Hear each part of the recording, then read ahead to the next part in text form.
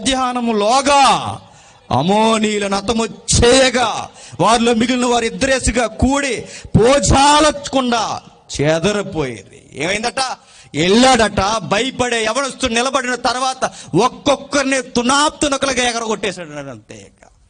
ఎలా ఎదుగుతున్నాడు చూడండి. ఎక్కడో నాన్న చోటు నుండే గారాలు బిడ్డ, ఎక్కడో పెద్దలను గౌరవించి తన పని ఏదో చూసుకుని వెళ్ళిపోయే ఒక అబ్బాయి, ఆడపిల్ల కనిపించిన కామెంట్ కూడా చేయని ఒక సాధు జంతువు లాంటి వ్యక్తిత్వం ఉన్నవాడు ఇంత రెబల్గా ఎలా తయారయ్యాడంటే దేవుడు రేపుతున్నాడట. ఎవరిని? సౌలుని. ఎప్పుడైతే దేవుడు రేపాడో ప్రజల హృదయానికి తన హృదయం అనుకూలంగా స్పందించడం స్టార్ట్ అయింది. వచ్చాడు, నిలబడ్డాడు, ఒక్కొక్కడిని వాడు అంతేడు చూశాడు, చేదరగొట్టి పడేసాడు అందరిని. అంతే. సీక్రెట్ ఏంటి చెప్పనా?